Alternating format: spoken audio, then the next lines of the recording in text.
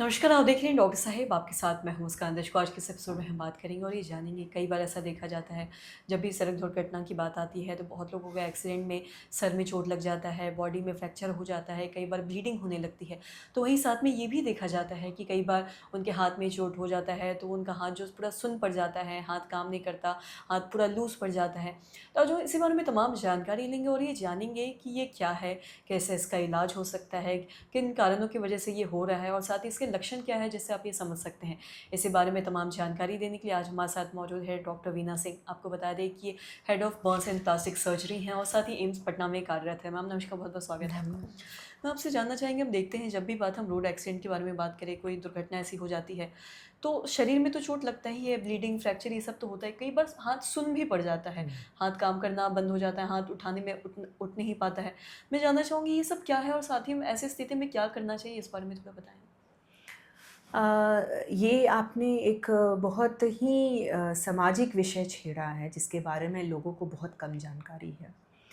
इसमें मैं आपको बताऊँ कि सड़क दुर्घटनाओं में बहुत सारे मरीज़ों में ऐसा देखा जाता है कि माथे की चोट या हाथ-पैर पे हड्डियों का फ्रैक्चर के अलावा गर्दन के बगल में एक नस का गुच्छा होता है, जिसको हम लोग ब्रेकियल प्लेक्सस कहते हैं। उसकी भी इंजरी होती है।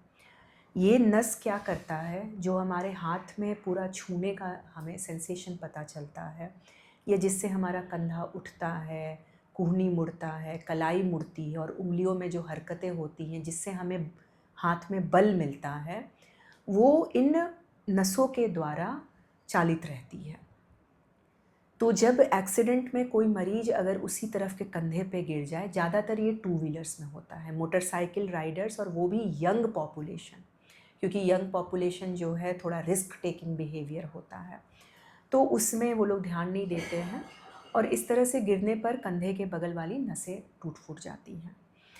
तो ब्रेकियल प्लेक्सस इंजरी में अगर साथ में कोई फ्रैक्चर है, तो सबसे पहले हड्डियों का फ्रैक्चर का इलाज होता है। लेकिन इसको सही समय पर डायग्नोज़ करना बहुत ज़रूरी होता है।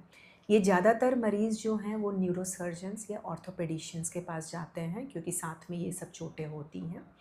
तो उन लोगों के लिए भी डायग्नोज़ करना ज़रूरी होता है कि इनका प्लेक्सस जो है उसका चोट हो गया है। इसमें अगर अगर साथ में कोई ब्लीडिंग नहीं है, तो फिर हम ऐसे मरीजों को चौथे 5वें महीने तक इंतज़ार करने के बाद अगर कोई सुधार नहीं है हाथ की हरकत में, तो फिर उनकी सर्जरी का प्लान करते हैं, ब्रेकियल प्लेक्सस सर्जरी करते हैं। उससे पहले उनका कुछ फिज़ियोथेरेपी चलता है जिससे कि उनके जोड़ मुलायम रखें। एक उनको कंधे में टाँगने वाला एक बैग पाउच दिया जाता है, क्योंकि हाथ लटकता है तो हाथ में सूजन हो जाती है, तो हाथ को थोड़ा ऊँचा करके रखना पड़ता है। और साथ में उनको हम लोग एक एमआरआई करवाते हैं जिससे किस तरह का चोट था उसका एग्जैक्ट नेचर पता चल सके। और फिर इसकी जो ऑपरेशन होते हैं वो 3-4 स्टेजेस में होते हैं। तो सही समय पर डायग्नोसिस करना, सही एक्सपर्ट के पास पहुंचना और सही समय पर सर्जरी करवाना और जितनी भी सर्जरी की स्टेजेस हों उनको भी फॉलो करना, तब जा कर के इस हाथ में कुछ हरकत आते हैं, कुछ सुधार होता है। तो ये बहुत महत्वपूर्ण है। जी, मैम बहुत-बहुत शुक्रिया तमाम जानकारी देने के लिए। तो आशा करते हैं दर्शकों कि आप ये समझ पाए होंगे कि अगर ऐसे कोई भी सिम्पटम्स है, कोई भी ऐसे अगर आपको लक्षण दिखते हैं, तो ऐसी स्थिति में आपको क्या करना चाहिए, किनसे दिखवाना चाहिए।